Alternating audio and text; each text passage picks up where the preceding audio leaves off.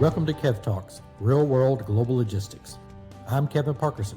And I'm Kevin Higgins. Together we bring you over 60 years in combined experience in global logistics. In each episode, we'll dive into the latest industry trends, share practical tips, celebrate wins, and share stories from the logistics front lines, all while helping businesses optimize their logistics operations.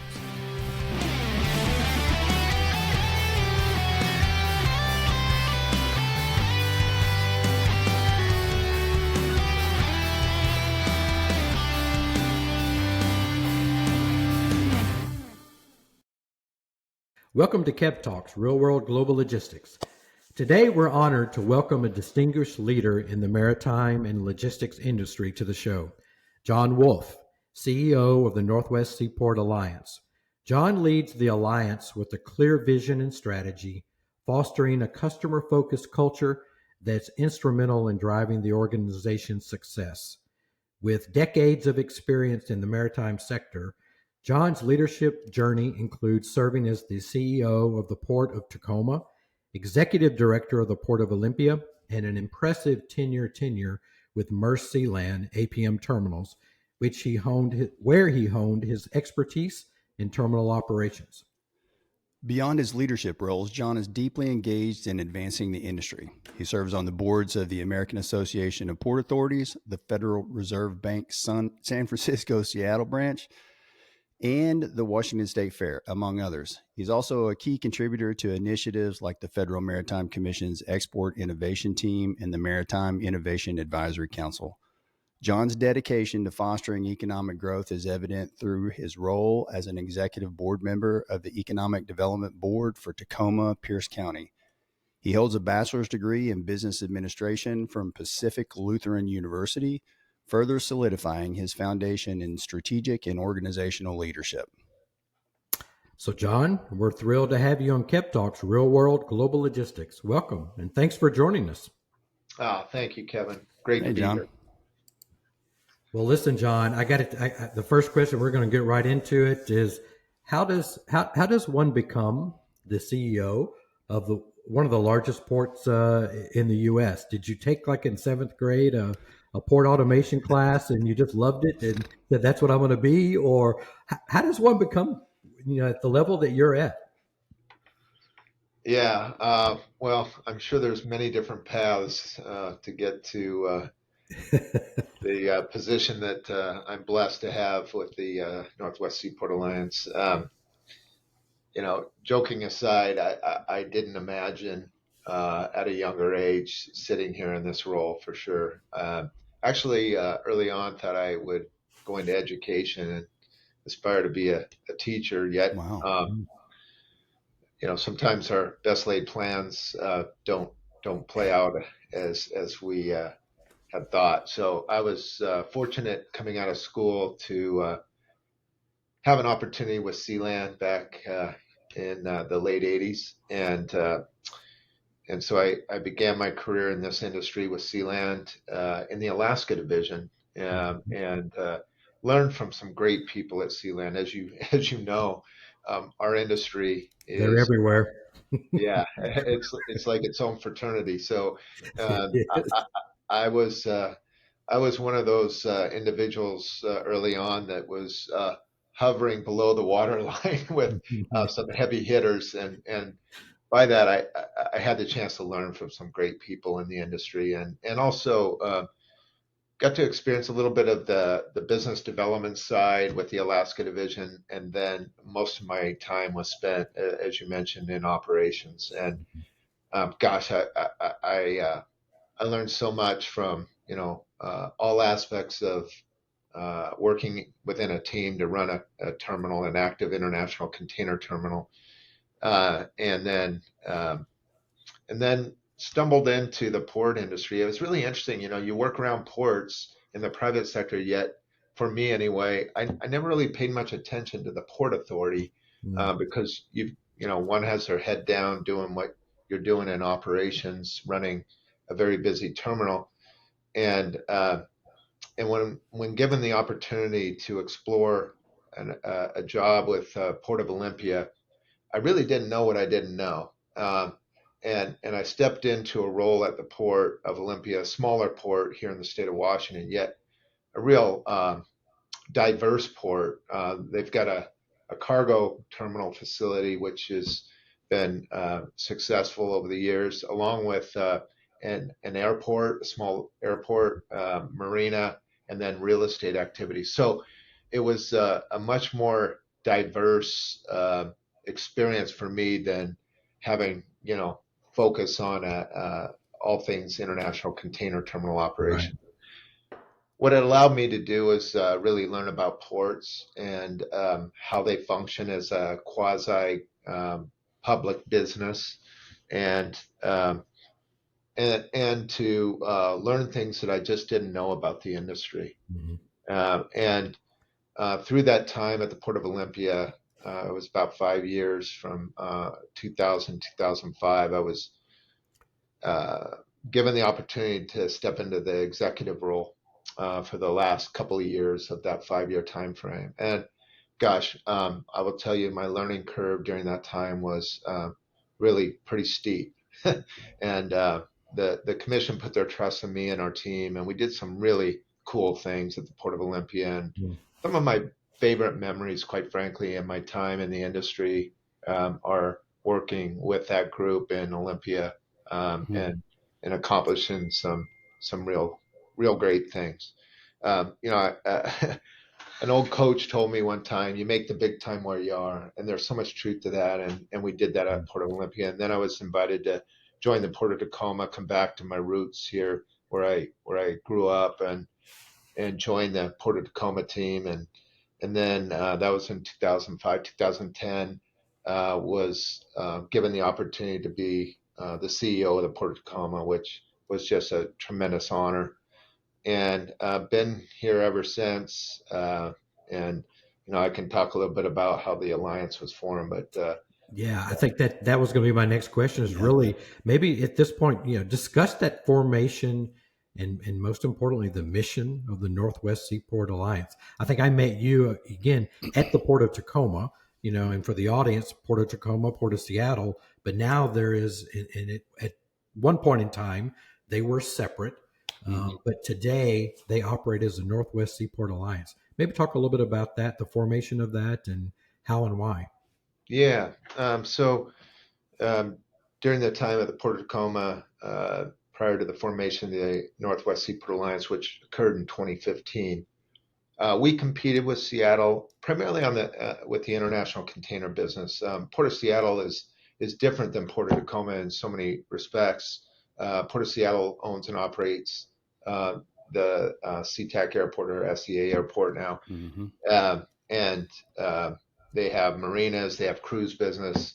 Uh, Tacoma is primarily focused on cargo activities and real estate activities. That's some industrial commercial activities, and so we would compete with each other. And I remember there was a point in time when uh, we were competing for a book of business, a pretty significant book of business, and it was in Seattle, and we put our best foot forward, and we ended up being awarded that business in Tacoma. And I remember that day when our team was celebrating the fact that we had attracted this business to Tacoma.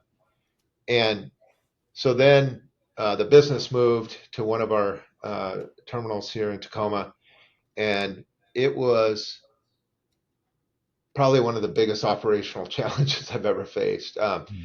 We were essentially putting far too much volume into that terminal and its capability.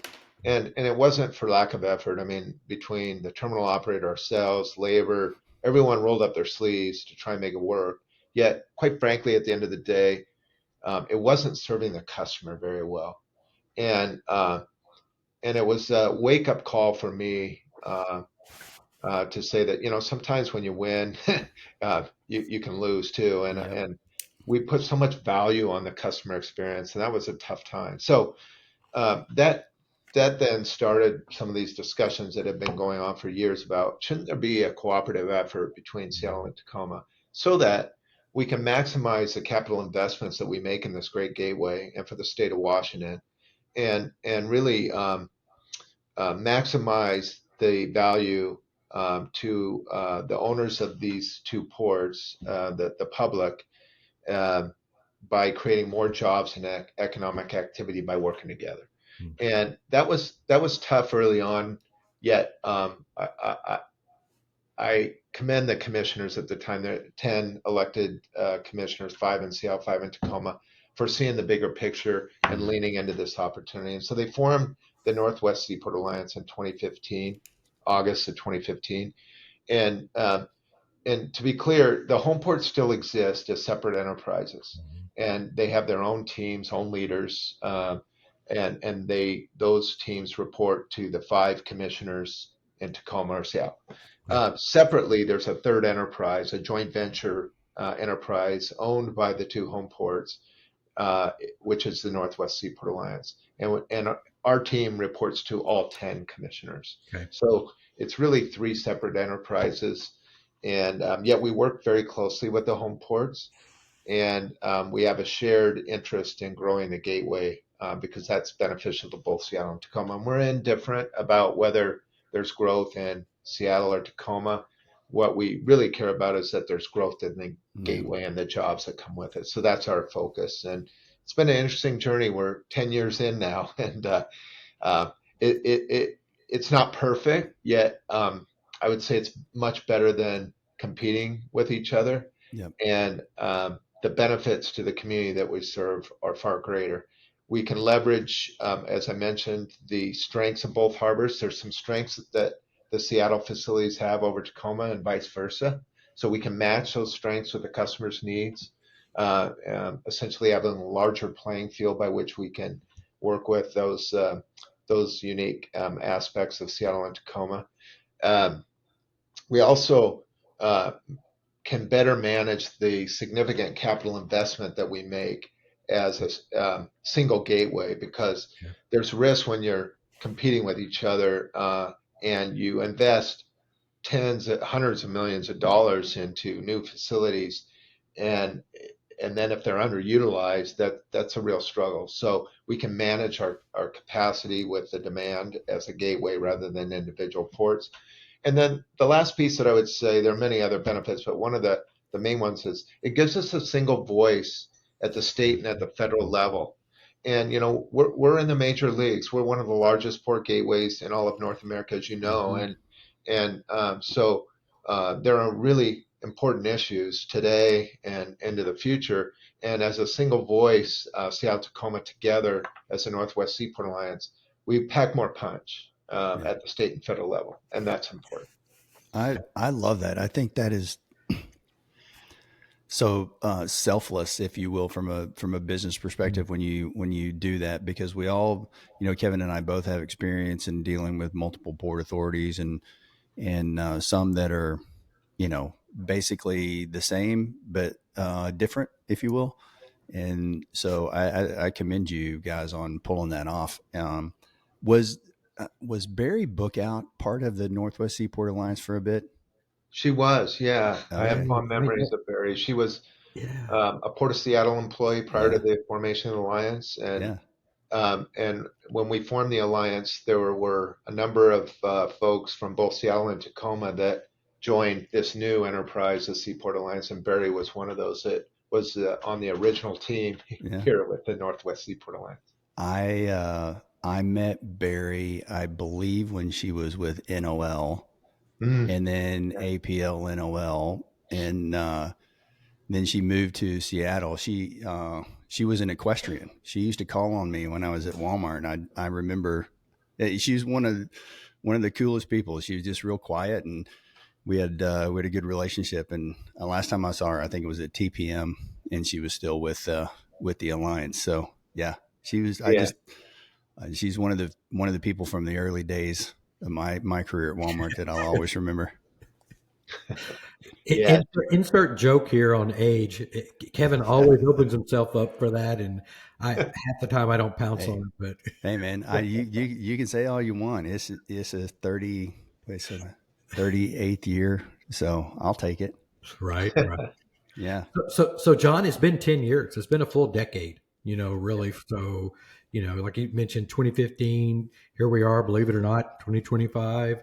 In the last 10 years, I think we've gotten, I don't know, 7 or 8 different versions of iPhones in the last 10 years. So my point is a lot has changed.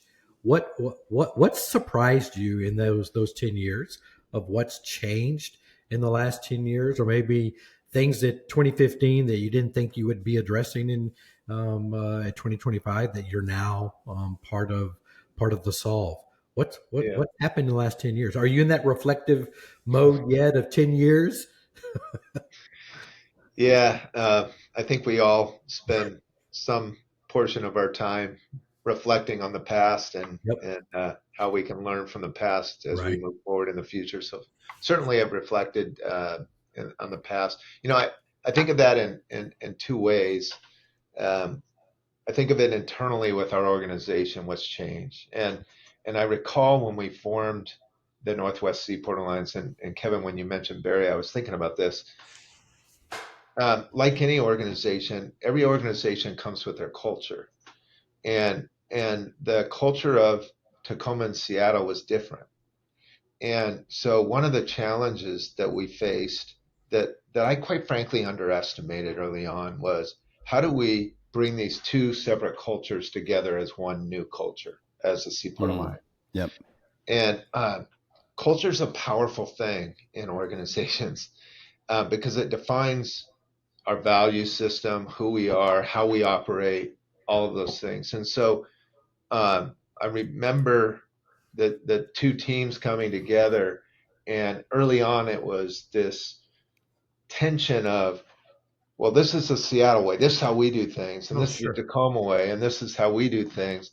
And it's not that there's a right or wrong answer, it's just the different ways that the organizations approach things and perform their business. And we had to wrestle with that for a bit to figure out taking the best of Seattle and the best of Tacoma and bringing that to a new culture, which is the Northwest Seaport Alliance.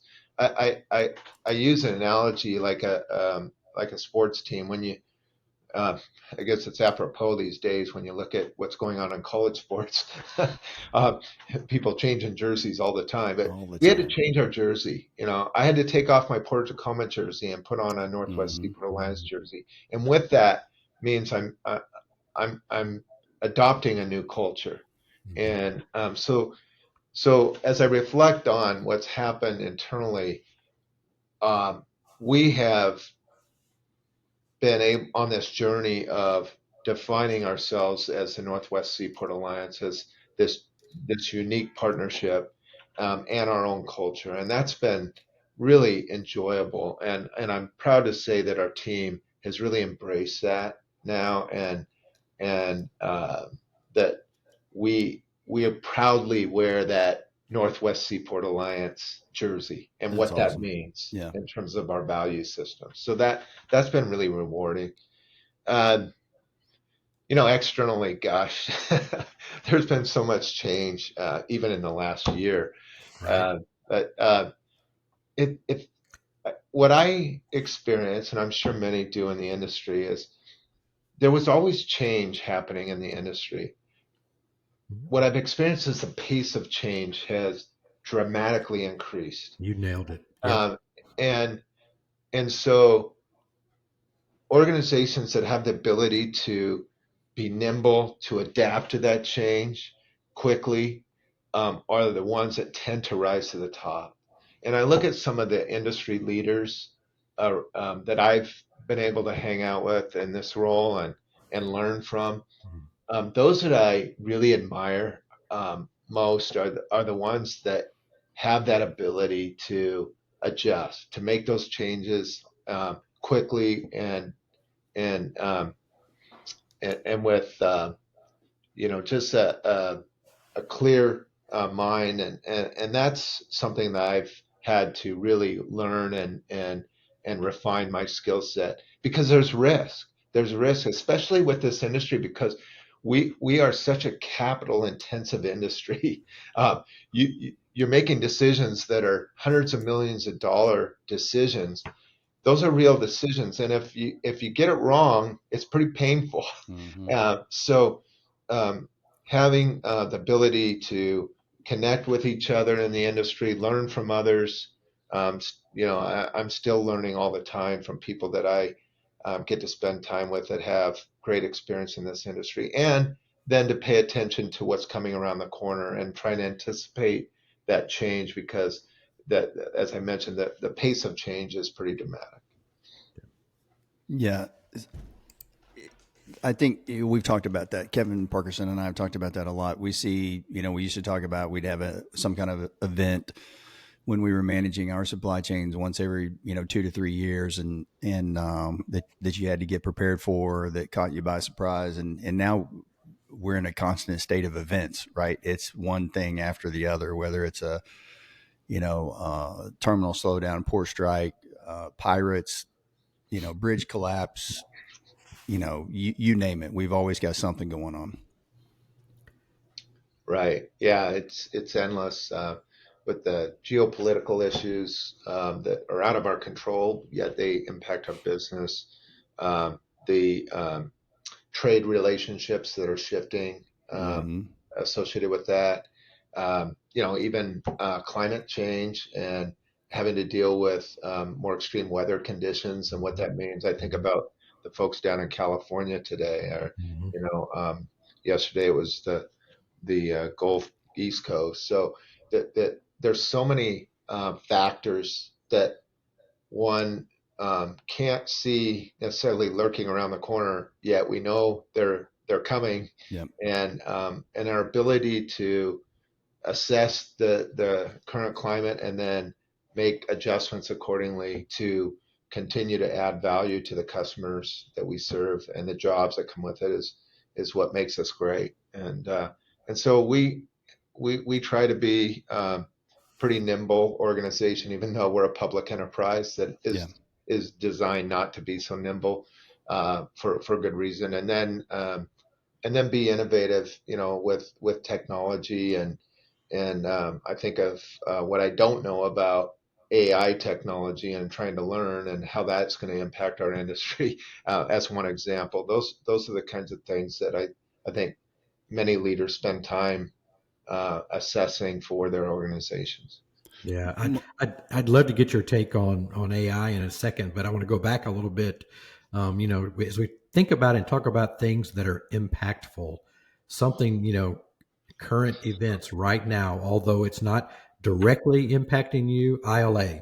So Northwest Seaport Alliance is a ILWU, labor port terminal. But I'd love to get your perspective on what in regards to ILA and how that transpired. Is still needing to be ratified. Maybe share a little bit of how the Northwest Seaport Alliance has handled an influx, I would suspect, influx of volume because of what transpired with the ILA. Yeah, and so I'll preface what I say there by the fact that I'm not in the room. I haven't been in the room Sure. with those conversations. So there are those folks that are in the arena dealing with those issues on both sides that are far more intelligent on that issue. From afar, and in speaking with some of my colleagues in the industry, it's a tough issue, and as we faced it on the West Coast as well, and more than likely, into the future, we will continue to have some tough issues to deal with between employers and the workforce. And I'm thankful that on both sides they were able to find a way through that, because, quite frankly, those kinds of issues can be hugely disruptive to the supply chain. And one can look at it and say, oh, to your point, Kevin, hey, we benefited because there's a shift of cargo back to the West Coast. And yeah, we always would love to handle more cargo through our gateway. So recognizing that.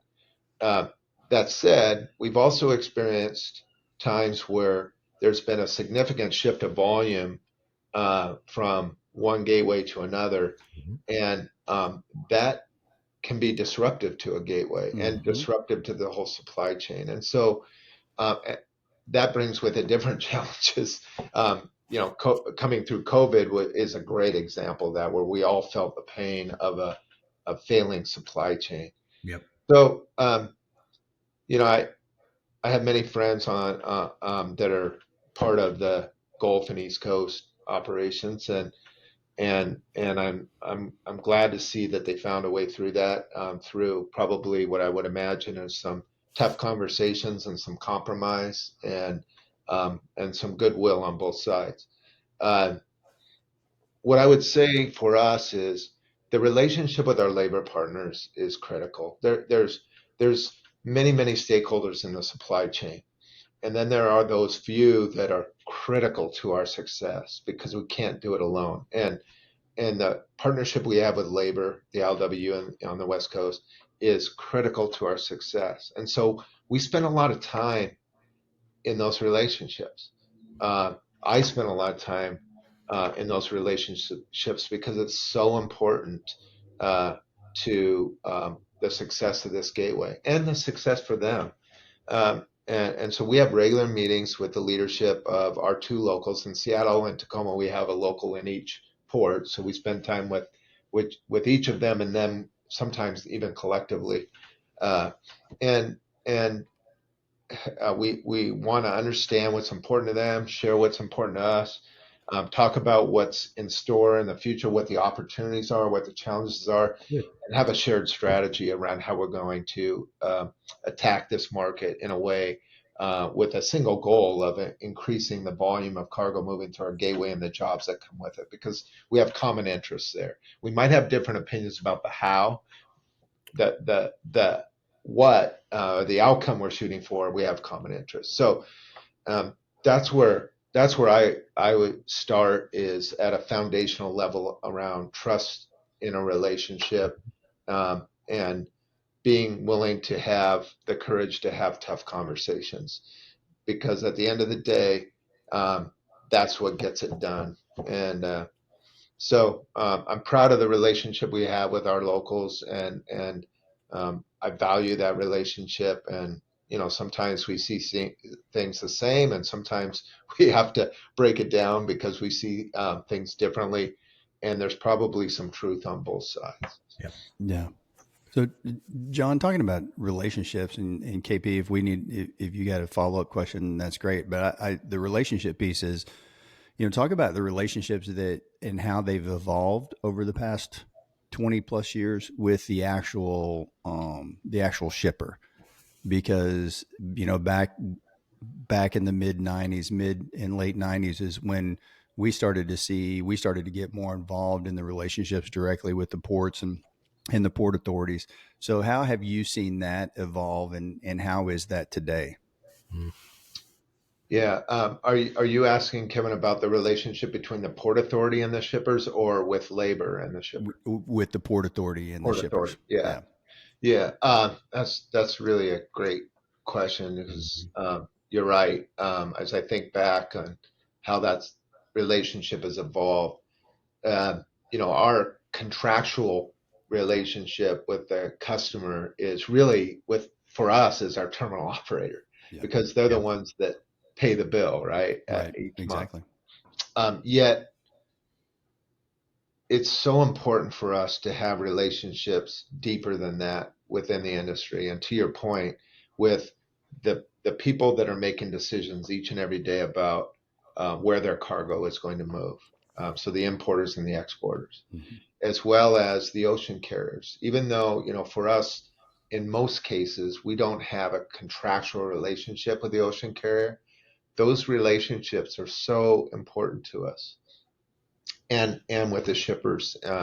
And so I think about how that has evolved. And I would say that, we're no different than other ports. I know all of the ports spend quite a bit of time meeting with the cargo owners, the importers and the exporters. That's how you and I met, John, right? Yeah, exactly, Kevin. Yep. And what I really enjoy about meeting customers is I learn so much. So, I think back when I'm sitting with Kevin and just asking questions about, hey, what's going on with your business? Mm-hmm. What's important to you? How do you make decisions about whether to move a portion of your cargo through Seattle Tacoma or some other gateway? Yep. And then that intelligence is really helpful for us to shape our strategy because it's all about fit, right? And we can be nice people and have a great trusting relationship. Yet at the end of the day, we've got to add value to the shipper, and so it's really helpful for us to understand what is um, of most value to the shipper so that then we can adjust our strategy and say, okay, here's how we're going to meet that value for you in a unique fashion. So there is a value proposition because then the decision is made easier. Mm-hmm. And then we have to deliver on it because promises are one thing, but certainly we've got to follow through. And we spend a lot of time in that area. We're certainly not perfect, and we're always trying to close that gap on best in class service. I think our team hangs their hat on that. We aspire to be that gateway that for the shipper, you just don't have to think about it because it just takes care of itself. When you move your freight through Seattle and Tacoma, you know that things are just going to be easy, and we're not where we need to be. We're really good in some areas and not so good in others, and it changes depending on what's going on in the gateway. But each and every day, I can tell you this: our team gets up ready to go with the aspiration of being best in class for that customer. So that relationship is really, really important to us. Yeah. I think that's awesome because, like, for me anyway, if I see a face, if I have a customer and that customer has a customer who has a customer, and I can put a face to the end user, then it makes my business better in the end because I'm considering how it affects my terminal, how it affects my steamship line, how it affects my terminal operations, how it affects my drayage agents, how it affects my shipper, my BCO or my exporter. So I'm glad to hear, you guys are continuing that because it is, and I would say KP to our listeners, we kind of harp on this every once in a while. The importance of relationships. It's not just a relationship with your service provider, right? It's a relationship with everybody who has a link in the supply chain. And that includes the port authorities, even though you don't, you influence their business, but you're not paying them to do business. But it is critically important at the end of the day when there are things going on. If they understand your business, the better they understand your business, the better they're going to handle your business. Amen. Again, Higgins, you and I, we weave this into every episode, and this was a perfect way to do it. John helped us with it, but it's ultra important. Just the relationship. Every industry says they're a relationship industry, but what you just said, John, and Higgins backing that up, it's ultra important. But John, as your aspiration, to be that best in class, if I put a BCO hat on, it's all about fluidity and productivity through a port terminal. So inside of that, and going back a little bit to the ILA, topic, port automation has been a hot topic. So what's your perspective on integrating automation, while still addressing workforce implications, as you think about fluidity and productivity at a port terminal for a BCO? Yeah, and I'll add to the second part of that question. I'll be a little bit more controversial about it, and that's why we have Higgins because that's my role. Is automation worth the investment? Yeah. Drum roll. Yeah, John. Yeah, answer that one. Not John. to put you on the spot. Well, it's an important topic within our industry. So, I don't want to shy away from it. It's right. Recognizing there's different points of view and for us, there's this healthy tension because I totally subscribe to what you're saying about the fluidity of the supply chain in our gateway, and that's key, fundamental to our success or lack thereof. And that can be successful or fail at any point, whether it's the vessel operation, what's going on in the yard and the gate, the rail activity, or the trucking activity. Mhm. So, it all has to work together. And amidst that, so there's tools in the toolbox, right? And we all want as many tools in our toolbox, whether it's the hammer, the wrench, the screwdriver, what have you. Yeah. We want the best tools. Mm-hmm. And and so when I think of automation, or advances in technology, in my mind, it's all about getting the best tools in the toolbox so that we can perform our job as best we can, so that you as a customer experience that consistent, reliable service day in and day out. Um, and there's decisions to be made around that, because some of these tools are expensive, and so for us, we're not making the decisions about the return on investment, because typically there are some examples where we are making investments in advanced technology to help the job get done more efficiently, and I can talk about those. When you talk about automation, what comes to mind for me is a fully automated terminal, on one end, or semi-automated facilities. Those decisions in our gateway, for the most part, are being made by the terminal operator in conjunction with labor, in coordination with the West Coast Labor Agreement and the language in that agreement. We certainly come around that and want to be supportive where it makes sense. Yet we're oftentimes not on the front line with those decisions. So we are leaning into advances in technology that we believe are the tools that are going to help us achieve that outcome of best in class, consistent, reliable service. Examples like the gate OCR or crane OCR, or Mm-hmm. um, uh, standardizing the operating systems in our gateway. Ideally, right now, we have different terminal operators that are operating the large container terminals. And if you're a worker, if you're an ILW worker and you're coming to work this week at one terminal and the next week at another terminal, imagine if there was consistency of the terminal operation as Mm-hmm. best you can, so that you don't have to retrain yourself every week by going to different terminals. So that's a tool in the toolbox that we can lean into and try to influence.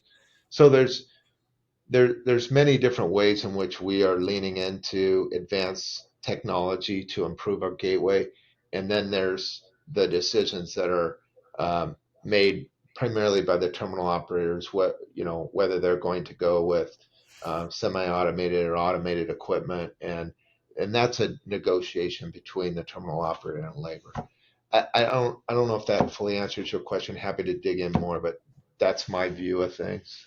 Yeah. No, that's good. Using the toolbox analogy, if I'm going to build a house, I want a nail gun versus a standard regular old Hammer. school hammer. Yeah. Yeah. But that kind of gives my position on a little bit of automation. But I think it's a component of that selection process, and back to the fluidity.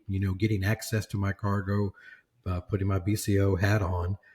It's all about getting access to my cargo, and if there are means and ways to help facilitate that, then that needs to be a consideration. But it's a component. It's not the only component in the decision making process. So Yeah, for it'll be sure. interesting to kind of see how that evolves. In the next few years, which kind of gets me a little bit pivoting into the next topic that I really, we mentioned it earlier, AI. What's the Northwest Seaport Alliance doing? On the topic of AI, how you're using integrating that into your day-to-day workforce or work activities. Yeah. So the short answer is I'm still trying to figure that out. That's okay. I think everybody is, right? And Kevin, I don't know if you noticed, but I'm getting old. That- These young guys, men that's and my women, job. they've got a better handle on it than I do. But you know, uh, when I think of AI, what I think about is shared data real time that allows us to make more better decisions real time. Mm. Yeah. Yep. And I love I love operations. I grew up in operations, and so certainly not an expert at it, yet I have a passion for it. So when I think about how we might apply AI to our gateway, what I what I pivot to is how can we leverage AI to have um, more informed information readily at our hands so we can make proactive decisions rather than reactive decisions. Yes. And I'll give you an example of that where we've made some progress. Uh, we we are so dependent on efficient rail through our gateway, as you know, because we don't have uh, such a large local consumer market as some of the other large gateways. Mhm. So much of our cargo moves through our gateway onto rail and serves those inland markets that are important to us. Mm-hmm. And so years past, we were in a reactive mode where we would discharge a vessel, that the terminal would have this cargo, and then they'd reach out to the railroad and say, hey, this is the volume that we have. Can you get us the rail cars to meet up with that so we can get this cargo to its ultimate destination? Fast forward to today, I'm really proud of our team and working with the terminal operators and our labor partners in the railroad. We're on daily calls where we are looking 2, 3, 4 weeks out, and we can see what's coming our way on the import side. We can see through the help of our railroad partners what's coming westbound via rail, and we can compare those two in advance in terms of what equipment is going to be needed once that westbound shows up and we strip that cargo off the rail. What equipment is available for us for the inbound, and is it enough? And if it is, great. If it's not, getting ahead of the game and talking to our Class 1 rail partners and saying, hey, we've got a plan for this volume that's coming because fluidity is important. We don't want this dwell time to build up, and so we're constantly 2, 3, 4 weeks ahead of the game now versus being in a reactionary mode. And to have a centralized portal of data that we can all work from, that is a consistent, reliable data set is where we are today, and that's been really helpful. That So that's just one example of many where we're doing a much better job, That's great. and that all goes back to the customer, Mhm. value proposition. Yep. So that when we're sitting in front of that shipper, we can say, "Hey, when you ship your cargo through Seattle Tacoma, and it's going to say Chicago, it's going to sit on the ground maybe 2 days. It's going to rail right away, and off it goes to your store shelves and or your warehouse, and that's important, as you know, to the Yeah. customer. Time is money. 100%. And I think that access to data is a critical point, John, and it's something that KP we've talked about in Mhm. various podcasts and personally. But I think going back to the AI question, John, I think that's exactly where this new, and it's rapidly changing. This AI can play a part. Imagine not having to have a morning call, a daily call, Right. and you have an AI agent who is talking to the Class 1 railroads AI agent and constantly updating them and making commitments on the rail cars coming into your port, the volume coming in, and things shift. And all of these little AI agents are managing what the people are doing, and your people are actually handling the operation. The calls are great. Don't get me wrong. I'm just saying that this technology is changing so rapidly Yeah. with all of these different agents that you can deploy. It's going to be amazing in the next. We're going to see some really cool stuff in the next 5 years. Yeah. I'm glad you brought that up. That's sort of the next chapter that we need to move to. Yeah. Exactly. And so like I said at the outset of this discussion is, I'm learning about the capabilities and the what ifs for us, Yeah. as we lean into that technology. And again, it goes back to, we don't want to be the last one to the party here. Ideally, we're one of the first to the Yeah. party. So Yeah. we these are all real examples of change that's happening, and being embracing that change, being willing to have the courage to lean into it rather than wonder what happened. Yeah. Yeah, 100%. No, I it's love it. definitely going to move really, really fast. I think Yeah. it'll be really interesting for the three of us to come back in 3 years, 5 years, and we will be amazed at how this transpired. But with that, Northwest Seaport Alliance, 10 years old, let's say. So the next 5, 10 years, get your crystal ball out, John. What do you think? What type of problems are you anticipating, that you will experience in 5 and 10 years, and how are you planning for that? Yeah. So I start with the fundamentals because I've learned through time that if you don't continue to practice the fundamentals, the rest of it won't matter. Mm. And so I'm going to start there. Okay. Uh, and the fundamentals of our poor gateway, and probably true of most gateways, starts with the infrastructure. We've got to have excellent infrastructure, and so continuing to invest strategically in our infrastructure plan for growth Mhm. and staying ahead of that uh, is critical to our success. Yes. Uh, and there's risk associated with that because no one gets rewarded for over investing, and then Yeah. having underutilized assets. In fact, some That's so people true. lose their job over it.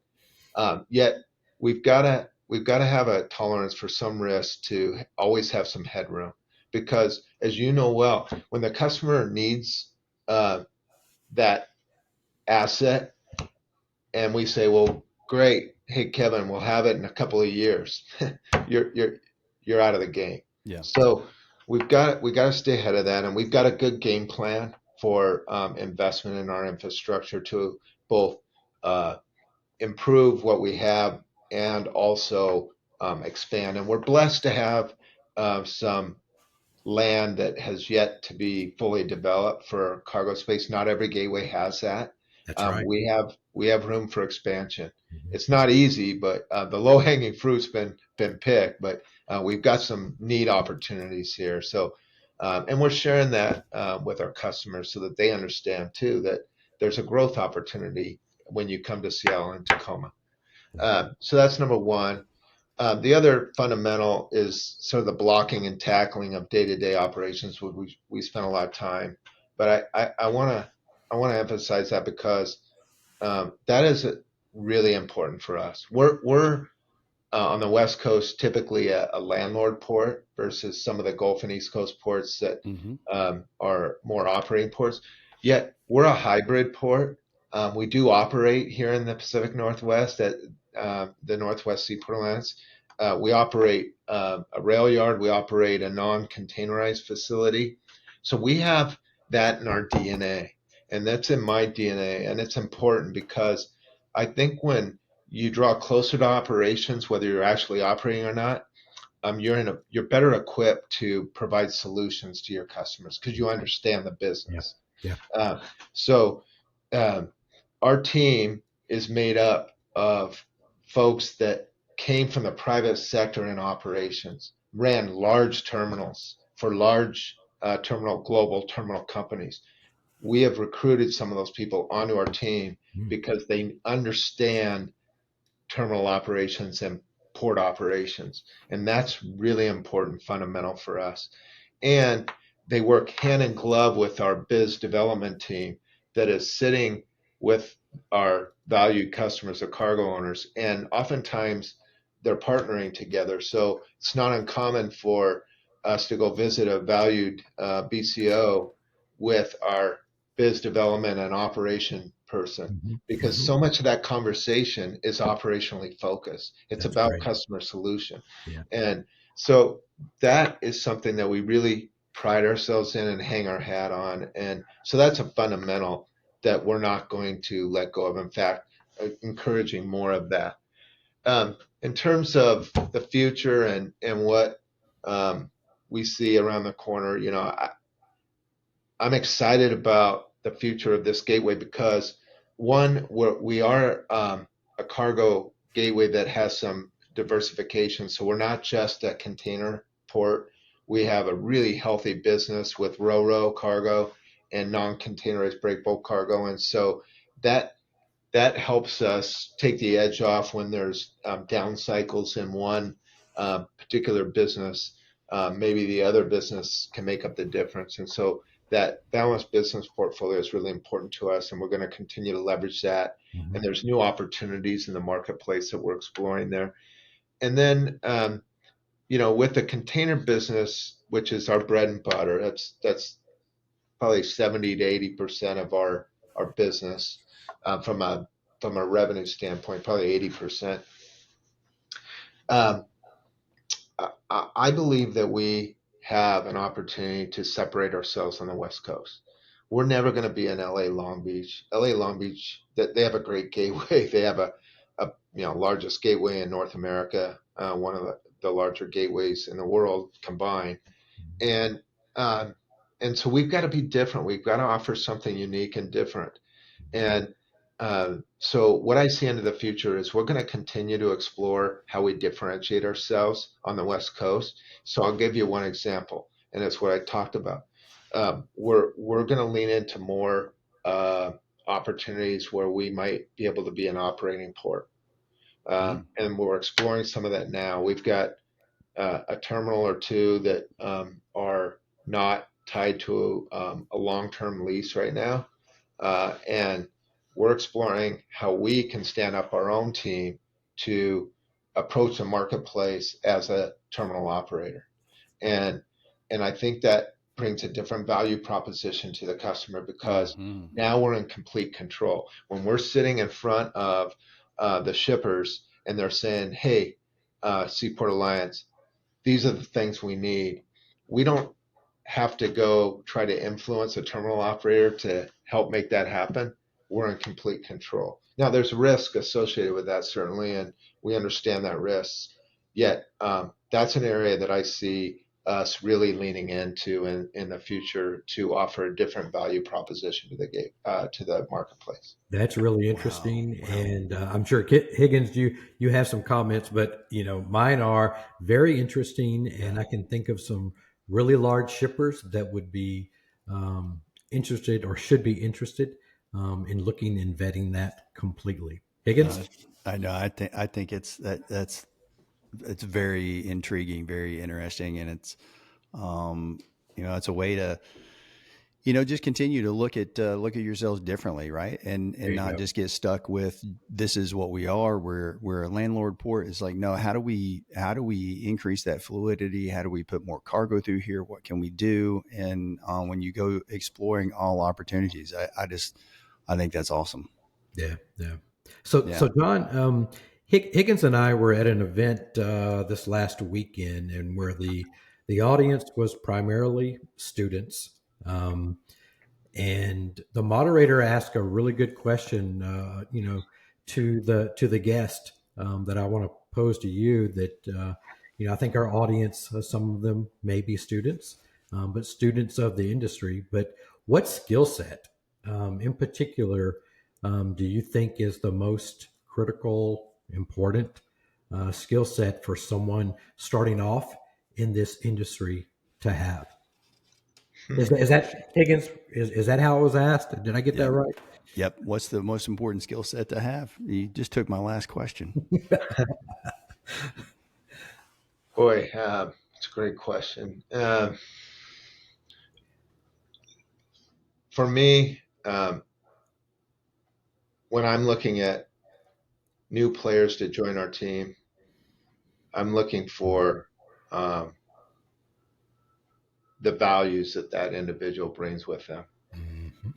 um, uh, because this industry is not so complex that people can't learn, and there's so many bright people out there that that's not an issue in my mind of having intelligent people that are exploring these opportunities.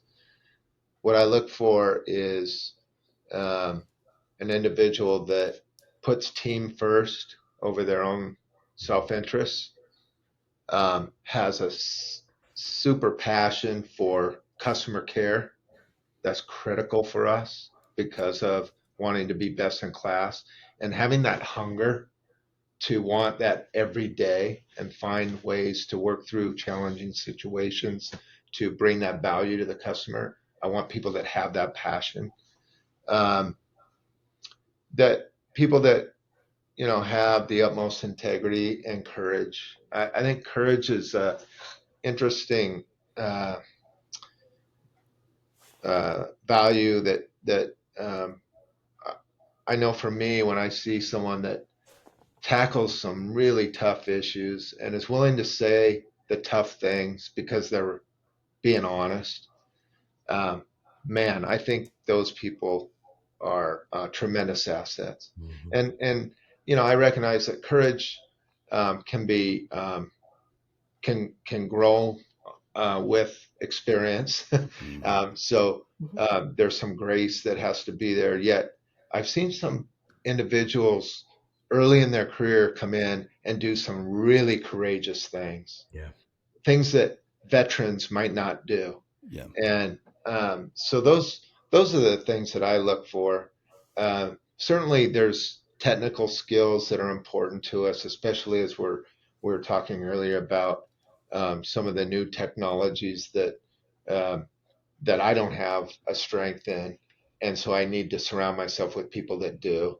Uh, so those are important technical skills that we look for in certain jobs. Yet again, I go back to the makeup of the individual because that usually is in who someone is. It's in their DNA, and you can't really fake that.